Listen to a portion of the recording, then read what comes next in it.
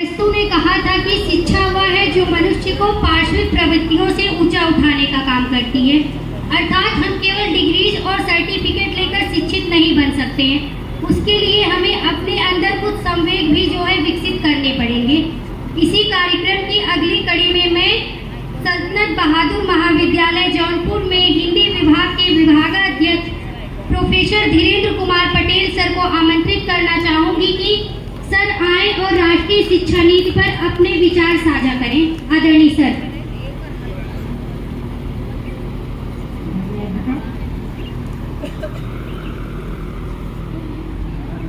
राष्ट्रीय शिक्षा नीति 2020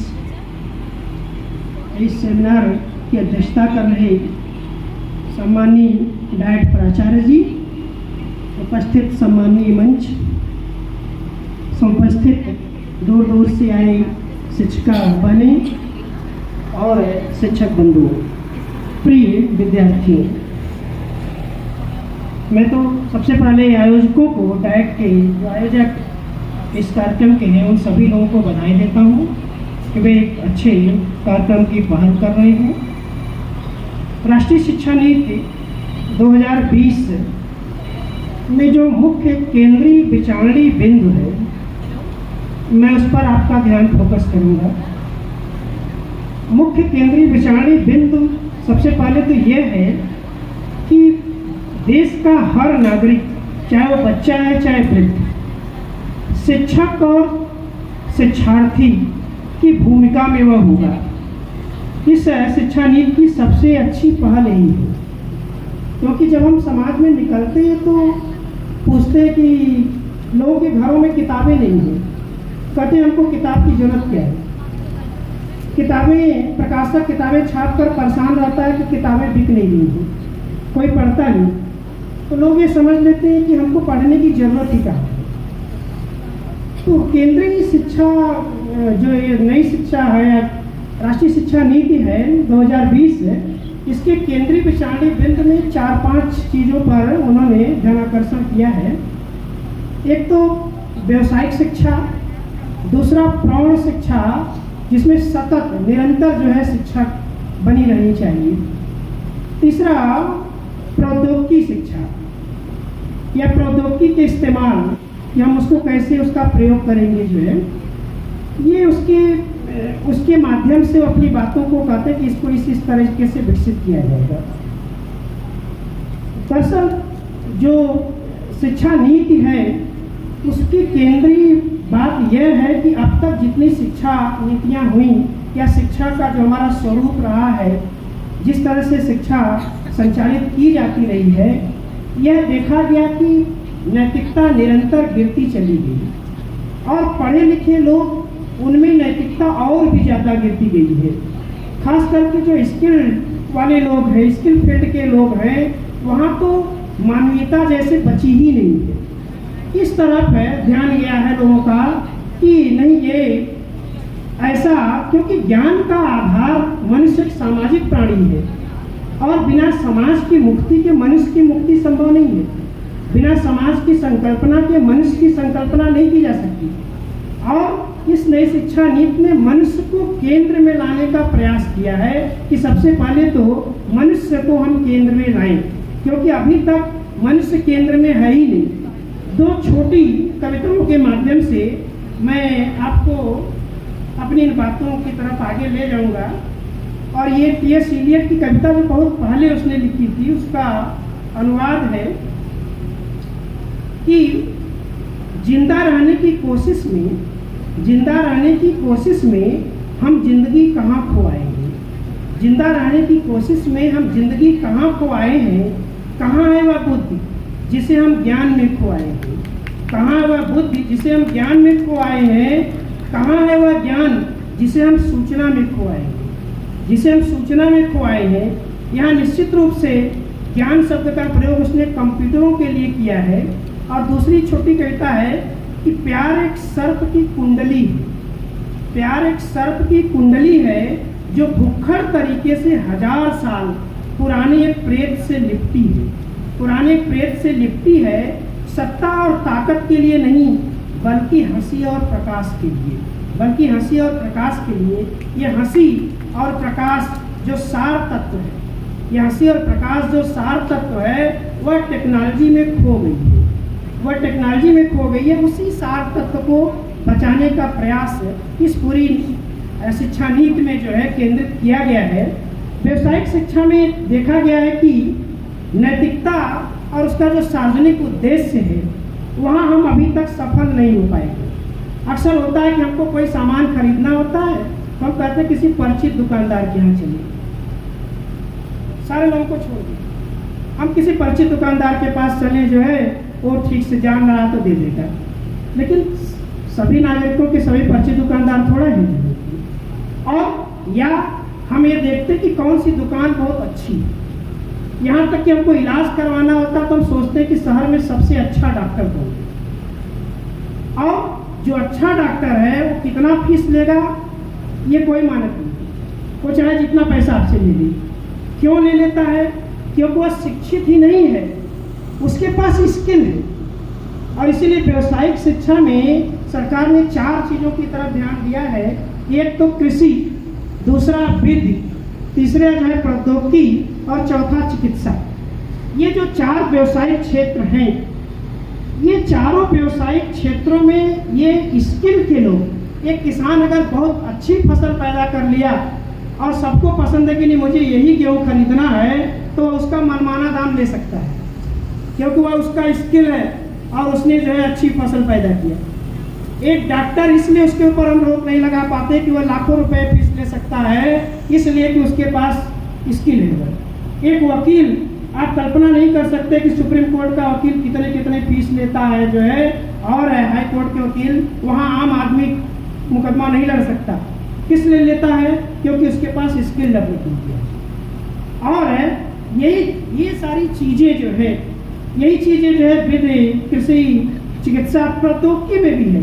IIT के जो इंजीनियर हैं, आप सोचिए कि उनको कितने करोड़ों का पैकेज मिलता है, और वही दूसरी तरफ वही डिग्री लेकर बीटेक का बच्चा 10-20 हज़ार रुपये भी नहीं कमा पाता है।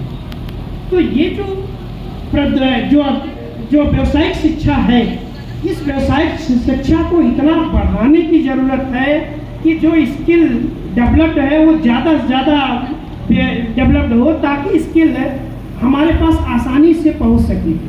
और ये तभी संभव है जब हम प्राथमिक लेवल पर कक्षा 5 तक के बच्चों से ये बाइफरगेट करना शुरू कर दें कि ये बच्चा किस क्षेत्र में जा सकता है, और वो 5 से ही ये पता चल जाए कि मेडिकल ये डॉक्टर अच्छा हो सकता है, ये इंजीनियर हो सकता है, ये वकील हो सकता है, ये या उस क्षेत्र से जुड़े किसी भी चीज़ को बखूबी ये कर सकता है। तो हमको ये फॉरगेट करना पड़ेगा और वहाँ से उसको उस क्षेत्र में जाने के लिए प्रोत्साहित करना पड़ेगा। हम क्या होता है, यूपी टेक के हजारों कॉलेज हैं, लेकिन कोई गारंटी नहीं है कि किसी भी बीटेक बच्चे को नौकरी मिल ही जाएगी। इसलिए कि हम शिक्षा को केवल नौकरी से जोड़ दिए हैं, हमने उसको रोजगार से नहीं जोड़ा, हमने उसको सम्मान से नहीं जोड़ा। और यही कहा है कि एक बीटेक का लड़का अगर करोड़ों पैकेज पा रहा था तो उसको हम सम्मान की दृष्टि से देखते हैं, और दूसरा अगर बेरोजगार है तो हम उसको कोई सम्मान की दृष्टि से देखते हैं। लेकिन ये स्किल इस रूप में डेवलप्ड हो जाए कि हम ये भी देखें कि क्या नैतिकता विकसित हुई है इस पूरी पढ़ाई में। करोड़ों का पैकेज है लेकिन उसके पास कोई नैतिकता नहीं है। तो ये चीजें जो है ये भी इस नई शिक्षा नीति में बचाने की जरूरत है। एक उदाहरण दे दूं कि अभी 70 के दशक से, हम लोग तो 70 के दशक में पढ़ाई किया गया और तब से अब बहुत सारे चेंजेस हुए, बहुत बदलाव हुए। तब पढ़ने वाले लोग बहुत कम थे, अब तो सब पढ़ रहे हैं। लेकिन सारी पढ़ाई के बावजूद भी लगता है कि लोग कुछ नहीं पढ़ रहे हैं। जब हम समाज में निकलते हैं और एक सहचर, एक सहभागी होने की कोशिश जब समाज में करते हैं, तब लगता है कि हमारी सारी पढ़ाई लिखाई सब बेकार है। जो है हम जिस चीज़ को पाना था उसको नहीं पा पाए। अभी ट्रेन रुकी और स्टेशन पर कुछ बच्चे, छोटे छोटे बच्चे जो है भट्टों पर काम करने वालों के बच्चे, तो सब चढ़ गए। एक बड़ी सुंदर महिला, बड़ी सुगाड़ सजी धजी थी, उसके पास सब जाके पकड़ के खड़े हो गए। उसने तुरंत कहा हटो हटो हटो, तुम लोग उधर हटो। तो वहीं बगल दूसरे सामने की सीट पर एक लड़का बैठा था। उसने कहा नहीं आओ तुम लोग आओ। अपने उठ गया और उनको बैठा दिया। ट्रेन आगे निहालगढ़ रुकी तो उतरा और समोसे खरीद कर लाया, उन बच्चों को पकड़ा दिया। उनके चेहरे पर मुस्कान आ गई। हम अब वो दोनों शिक्षक हैं, वो क्या है मैं नहीं जानता, लेकिन मैं उनको भी शिक्षक मानता हूँ। वो महिला भी शिक्षक की भूमिका में है, वो आदमी भी शिक्षक की भूमिका में है। लेकिन उस आदमी ने जो शिक्षा दिया उसने उन बच्चों के व्यक्तित्व का निर्माण कर रहा है। तो हम जहाँ कहीं भी हैं, हम शिक्षक हैं, तो हमको हर जगह शिक्षक रहना पड़ेगा, क्योंकि हम किसी बच्चे को अगर प्रेम नहीं देंगे तो उसके व्यक्तित्व का निर्माण नहीं होगा। हम उसे घृणा करेंगे उससे तो उसके व्यक्तित्व का निर्माण नहीं हो सकता। इसलिए हमें समाज में जो हम क्या व्यवसाय कर, हम सभी के काम का सम्मान करें। क्यों लोग छोटे काम पढ़े इतने MA PhD या चपरासी की नौकरी के लिए फार्म भर रहे हैं, छोटे छोटे इतने सारी स्किल। अभी हम अगर एक मिस्त्री खोजते हैं तो बढ़िया मिस्त्री तो नहीं मिलता है, खोजते हैं कि कोई बढ़िया मिस्त्री मिल जाए, उसका वो स्किल है। हमको स्किल से प्रेम करना पड़ेगा कि अगर ये बहुत अच्छा मिस्त्री है तो हमको उसको किसी इंजीनियर से कम सम्मान नहीं देना होगा, हमको उसको सम्मान देना होगा, उसके काम को सम्मान देना होगा। तो जब तक ये चीजें हमारी व्यावसायिकता में नहीं आएगी, और है कि इस पूरी व्यावसायिक शिक्षा में केवल 1% जो डाटा है कि 1% नामांकन होता है और 99% नामांकन जो है सामान्य शिक्षा में होता है। साधारण शिक्षा के लिए नामांकित होते हैं। अभी BHU इतना बड़ा इंस्टीट्यूशन है और कृषि में, एग्रीकल्चर में 160-65 सीट के लिए जो है 85,000 बच्चे अप्लाई करते हैं। तो नामांकन बेहद कम है, और जब वो निकलते हैं तो समझते हैं कि हम कुछ विशिष्ट हैं, हम किसानों से ही अलग हैं। कृषि की डिग्री लिए हैं लेकिन वो समझते हैं कि किसान से हम बहुत सुपर हैं। उनको ये समझना पड़ेगा कि नहीं, हम किसान से सुपर नहीं है, हम उनके निर्देशक हैं। हम उनको ये सुझाव दे सकते हैं कि आप अच्छी खेती कैसे कर सकते हैं। ये चीज़ हम कोई गाड़ी बनाने वाला, कंपनी में गाड़ी बनती है, इंजीनियर उसको बनाया, उसको डिजाइन किया, लेकिन बनाने वाले तो सब मजदूर ही है, और वो खराब होगी तो उसकी सर्विसिंग मजदूर ही करेंगे सब। तो हमको उनको भी उतना ही सम्मान देना पड़ेगा जितना सम्मान जो है कि हम बड़े बड़े लोगों को देते हैं। तो ये समझकर कि हमारे देश के ये नागरिक हैं और हमारे देश के विकास में इनका भी उतना ही योगदान है, उतना महत्वपूर्ण योगदान है। हम अभी सर्विस क्लास की महिलाओं को महत्व देते हैं, घरेलू महिलाओं को नहीं दे रहे हैं, जबकि देश की GDP में उनका बहुत बड़ा योगदान है। वे देश में जो बड़े बड़े लोग आगे जा रहे हैं वो माँ के हाथ का खाना खा के ही जा रहे हैं। तो इसलिए वो हमको इन सारी चीज, सभी महिलाओं को, सभी पुरुषों को एक समान दृष्टि से देखना पड़ेगा कि ये मेरे देश के लोग हैं, ये मेरे देशवासी हैं। तो ये शिक्षा नीति में ये है प्रोग्राम है कि ज़्यादा से ज़्यादा जो व्यावसायिक शिक्षा के केंद्र है उसे बढ़ाए जाए, वो बढ़ाए जा सकते हैं, संभव है, लेकिन हम उस तरह के स्किल के लोगों को कहाँ से लाएंगे ये चुनौती है। आज भी इंजीनियरिंग कॉलेजों को टीचर नहीं मिल रहे हैं, कोचिंग में पढ़ा, क्योंकि कोचिंग वाले उससे ज़्यादा पैसा दे रहे हैं। तो ये क्योंकि आज हमारी नैतिकता उस जगह पर टिक गई है कि हम किस चीज़ से ज़्यादा पैसा कमा सकते हैं और देश समाज में सम्मानित हो सकते हैं। इससे क्योंकि हम पैसे को सम्मानित करने लगे हैं, हम व्यक्ति को सम्मान नहीं दे पा रहे हैं। इसलिए नई शिक्षा नीति व्यक्तित्व के निर्माण में, चाहे व्यवसाय के किसी भी, अभी महिला वकील है जो बहुत से लोगों की फ्री मुकदमे लड़ी और जीती जो है, तो उनका देश क्योंकि उनके भीतर एक न्याय की विवेक चेतना है, और हमारे भीतर न्याय की विवेक चेतना शिक्षा से आनी चाहिए। और ये तब होगा जब हमको केवल किताबी पढ़ाई पढ़ा देंगे, उससे नहीं हो सकता। वो हमारे बिहेवियर से, हमारे व्यवहार से उनके भीतर न्याय जगती है और न्याय पनपता है। इसलिए दूसरा ये कि प्रौढ़ शिक्षा जीवन पर्यंत सीखना। ऐसा नहीं कि हमने डिग्री ले लिया और बस उसके बाद हम नौकरी पा गए तो हमको पढ़ने की जरूरत है। प्रौढ़ शिक्षा में भी ये है कि जो पहले के लोग पढ़े लिखे नहीं है, बहुत से अभियान सरकार के द्वारा चलाए गए कि नई प्रौढ़ शिक्षा पर जो पढ़ें, सबको पढ़ने की जरूरत है और हमेशा पढ़ने की जरूरत है। इसलिए तब लेखकों के किताब लिखने की तरफ उत्साहित होते हैं वे, क्योंकि लोग पढ़ने वाले होंगे तभी लोग किताबें लिखेंगे, अन्यथा किताबें नहीं लिखेंगे। तो प्रौढ़ शिक्षा में जो जिस स्तर का है, सरकार की योजना ये है कि जो जिस लेवल के लोग हैं, जैसे गांव में अगर एकदम अनपढ़ लोग हैं तो उनको हम किस तरह से शिक्षा देंगे, कैसे पढ़ाएंगे, थोड़े पढ़े लिखे लोग हैं तो उनको किस तरह की किताबें दी जाएंगी, और ज़्यादा पढ़े लिखे लोग हैं तो हम उनको किस तरह की किताबें देंगे, उस तरह की किताबें लिखी जाए, उनको पढ़ाई जाएगी। ये कोई ज़रूरी नहीं कि हम लोग भी बहुत सी किताबें पढ़ते हैं तो एक बार में समझ में नहीं आती है कि किताब क्या कह रही है, और उसको भी कई बार पढ़ने की ज़रूरत पड़ती है कि नहीं किताब वास्तव में क्या कह रही है। इतने सारे बच्चे, लाखों बच्चे कंपटीशन की तैयारी करते हैं, जिनको किताब समझ में आ गई वो सफल हो गए, जिनको नहीं समझ में आई वो नहीं सफल हो गए। तो उनको समझाने का हमारे पास स्किल होना चाहिए। अगर वो नहीं समझ पा रहे हैं, पूछते हैं, तो हम उनको कैसे इस बात को समझा कि नहीं किताब ये कह रही है, क्योंकि लेखक को तो सूत्रात्मक लिखना है, लेखक को तो अपने विचारों, इसलिए नए इस शिक्षा नीति में यह भी कहा गया है कि आप विचारों को, विमर्शों को, हर चीज़ को ध्यान में रखेंगे, और कितने विमर्श दुनिया में उठ रहे हैं और कितने विचार दुनिया में प्रकट हो रहे हैं। आज ये भूमंडलीकरण जो आया है, हम किसी के दुनिया के किसी भी देश के या किसी भी विचार के विचारकों से अछूते नहीं हैं। हमको सभी विचारों को कहीं न कहीं उनका प्रयोग करना है और उससे ही एक नई चीज़ आगे निकल सकती है।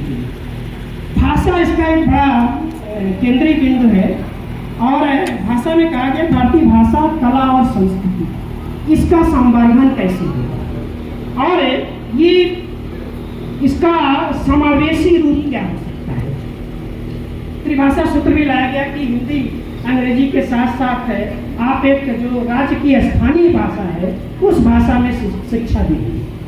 देखिए, भाषा के साथ जो संस्कृति और कला को जोड़ा गया है, क्योंकि कोई भी रचना अगर जिस देश की है वो उस संस्कृति को छोड़कर नहीं जा सकती।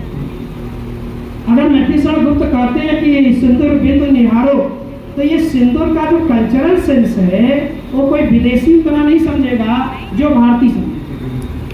तो वह ये जो कल्चरल सेंस हर रचना में, अगर प्रेमचंद की गोदान है तो वह गोदान का जो महत्व या गोदान जिस रूप में हमारे समाज में रहा है उसको हम जिस तरह से समझेंगे दूसरा नहीं समझ सकता, वो हमारे पूरे कल्चर को बताता है। तो हमारी जो भाषा है, भाषा की संरचना वह किस तरह दुनिया के हर देश अपनी भाषा के द्वारा ही अपनी संस्कृति का विकास करते हैं। उनके यहाँ जो कला है, मूर्ति कला है, मंदिरें हैं, स्थापत्य कलाएँ हैं, जगह जगह जो उनके देश की विशेषताएं हैं, जो है हेरिटेज हैं, उन सब चीज़ों को वे कैसे भाषा की दृष्टि से उसका संवर्धन करते हैं और दूसरों तक पहुंचाते हैं। दूसरा, अभी हम इसी देश में हैं, लेकिन इतनी सारी रचनाओं को जो दक्षिण के भारत की रचनाएं हैं हम उनसे अछूते हैं, और इसलिए हम दक्षिण भारत के लोगों का कल्चर नहीं समझ पाते हैं, क्योंकि हम उनकी किताबों को, उनके साहित्य को नहीं पढ़ते। अभी ओडक्कू जाल सबसे पहले पुरस्कृत हो गई, लेकिन आपको पता नहीं ओडक्कू जाल में क्या है। तो इसमें अनुवाद है, सरकार ने इस बात पर ध्यान दिया है इस शिक्षा नीति में कि हर क्षेत्र की रचनाओं का अनुवाद होना चाहिए और वे दूसरे क्षेत्रों में वो पढ़ाए भी जाए, किसी न किसी रूप में वो किताबें जो है लगाई जाए। और तभी तो वो भारत इतना विशाल देश है, इतना बड़ा देश है, और यहाँ इतने तरह के कल्चर है, और एक से एक किताबें हर भाषा में लिखी गई हैं जो ज्ञानपीठ पाती हैं, साहित्य अकादमी पाती हैं, लेकिन हम उन किताबों से अपरिचित रह जाते हैं। और जरूरी है कि वे किताबें दूसरे भाषाई क्षेत्रों में भी आए, और इससे उन भाषाओं का विकास भी होगा, और वे भाषा हम दूसरे के कल्चर से परिचित भी होंगे, और इससे जो हमारी राष्ट्रीयता है वह ज़्यादा विकसित होगी, क्योंकि हमारी राष्ट्रीयता बहुत सीमित हो गई है। इसलिए गांधी ने परिकल्पना की थी कि एक राष्ट्र की परिकल्पना तभी संभव है जब उसका तीसरा तत्व भाषा बहुत मजबूत तत्व के रूप में हो जाता है। समय कम है, इसलिए मैं अलग सरकार ने इसमें यह भी कहा कि संस्कृत भाषा के अगर लोग पढ़ना चाहेंगे, संस्कृत भाषा का विकास राष्ट्रीय स्तर पर किया जाएगा जो है, और ज़्यादा जोर खास करके अनुच्छेद 351 इस बात पर जोर भी देता है कि संस्कृत को साथ साथ जो है हिंदी के साथ महत्व मिले जो है और वह भाषा भी आगे बढ़ी है। भाषा का रूप मेटाफोरिक होगा, आज भौतिक, आज संरचनात्मक होगा या संरचना यथार्थवादी होगा, ये हमारे कल्चर पर डिपेंड करता है। और खास करके भारतीय संस्कृति तो ऐसी है कि जहाँ हर तरह के विचार वाले लोग हैं, तो भाषा यहाँ ज़्यादा संवेदनशील मुद्दा होता है। भाषा में जरा से भी चूक हो गई तो कहीं न कहीं उसके दुष्परिणाम भी दिखाई पड़ने लगते हैं। प्रौद्योगिकी का उपयोग और एकीकरण जो है वह अभी तक ये क्वांटम फिजिक्स हमको सबको नियंत्रित करता हम जानते हैं। और अभी कृत्रिम बौद्धिकता या आर्टिफिशियल इंटेलिजेंसी की बात हो रही है और ये बड़े सावधान होने की बात है। सरकार ने शिक्षा नीति में भी इस पर ध्यान दिया है कि इसको इस तरह से लागू किया जाए, समिति बनाई जाए और इसको जितना ज़रूरत हो उसी हिसाब से लागू किया जाएगा। क्योंकि हो सकता है कि 2030 जो हमारा टारगेट है वहाँ तक ये कृत्रिम बौद्धिकता बहुत तेज़ी से हमारे बीच फैल चुकी है। और आज भी प्रौद्योगिकी का प्रयोग उन्होंने कहा है कि होगा, ये कृषि से लेकर हर क्षेत्र में होगा और जो हमारे कामों को सहज करेंगे। लेकिन इसमें हमें सावधान भी रहने की ज़रूरत है कि ये कृत्रिम बौद्धिकता, अभी कंप्यूटर, हम अधीन हो गए मशीनों के एकदम। आज हम कहीं किसी भी ऑफिस में चले जाएं, अगर कंप्यूटर काम नहीं कर रहा है तो व्यक्ति काम करने वाले का कोई महत्व नहीं है। वो कहेगा कि कंप्यूटर फेल है, सर्वर डाउन है, ये काम नहीं हो रहा है, ये बताता। और लेकिन आने वाले कुछ समय में हमारे ही जैसे बोलते चाहते संवेदनशील प्राणी हमारे ही बीच होंगे और वो हम ही से संघर्ष करेंगे। अभी तो अब जब हमको मनुष्य को केंद्र में लाना है और हम इसके लिए संघर्ष कर रहे हैं और एक कृत्रिम जब बौद्धिकता हमारे बीच आ जाएगी तो हमको उनसे भी संघर्ष करना पड़ेगा जो है। और इसलिए सरकार इस शिक्षा नीति में इस बात के लिए सतर्क करती है कि नहीं, ये एजेंसियां बनाई जाएंगी और जो जरूरत के हिसाब से ही केवल कृत्रिम बौद्धिकता को सामने लाएंगी। ये सही है कि कंप्यूटर के तथ्यात्मक और प्रतिक्रियात्मक ज्ञान के आगे मनुष्य पीछे हो गया है, लेकिन ज़रूरत है क्योंकि मनुष्य हर चीज़ का निर्माता है और वही सब कुछ बनाता है। और अपनी ही बनाई चीज़ों से अगर उसको लड़ना पड़े तो वैसे ही है कि जैसे बच्चा हमारी संस्कृति है और हम उसके जनरेशन गैप के नाते उससे संघर्ष कर रहे हैं और हम तकनीकी में पीछे हो गए तो इन्हीं मशीनों से हमको भी संघर्ष करना पड़ेगा जो है कि। और हम फिर वो साबित कर देंगे कि कहीं न कहीं हमारे भीतर मनुष्य की योग्यता नहीं है। तो नई शिक्षा नीति, ये राष्ट्रीय शिक्षा नीति मनुष्य को बचाने की शिक्षा नीति है। अगर ये पूरी तरह से क्रियान्वयन इसका हो गया तो ये बेहतर शिक्षा नीति है और राष्ट्र की शिक्षा नीति से पहचान भी बनेगी। ये अलग चीज़ है कि इसके क्रियान्वयन की चुनौतियाँ बहुत अधिक है क्योंकि हमारे दिमाग अभी भी उतने नए नहीं हो पाए हैं जितना नए ये प्रौद्योगिकी है। धन्यवाद।